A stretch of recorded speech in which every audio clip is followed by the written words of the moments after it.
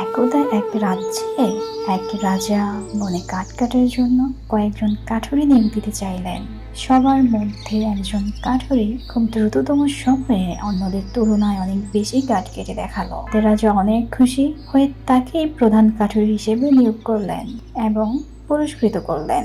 সে এতে আরো বেশি অনুপ্রাণিত হয়ে আরো বেশি পরিশ্রম করতে লাগলো। সে প্রথম মাসেই 18টি গাছ কাটলো এবং রাজা খুব খুশি হলেন। সে দ্বিতীয় মাসে গাছ কাটলো 15টি এবং তৃতীয় মাসে কাটলো 12টি। রাজা যখন 3 মাস পর ঘুরতে এলেন, তার এই নির্মমুখী ফলাফল দেখে কিছুটা অবাক হলেন। যেহেতু কাঠুরের সক্ষমতা, পরিশ্রম এবং সততা নিয়ে রাজার কোনো সন্দেহ ছিল না, তাই তিনি কাঠুরের কাছে এর কারণ জানতে চাইলেন। কাঠুরে বলল, মহামান্য রাজা, আমি আমার সাধ্যের কোনো ত্রুটি করছি না, তবুও কাজ কম হচ্ছে, হয়তো আমি ভুল হয়ে যাচ্ছি। এটা শুনে রাজা বললেন, আচ্ছা, তোমার কুড়ুলটি নিয়ে আসো।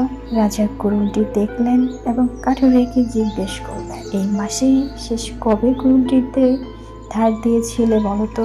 কাঠুরে যে জবাব দিল তাতে রাজা অবাক হলেন।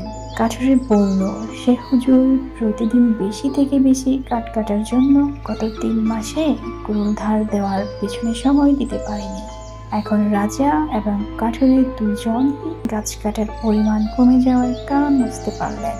গল্পের শিক্ষণীয় বিষয় হচ্ছে এই যে, শুধু বেশি পরিশ্রম করলেই চলবে না, কাজ ভালোভাবে করতে হলে সরঞ্জাম ঠিক রাখা এবং সঠিক পদ্ধতি ব্যবহার করা খুবই দরকার।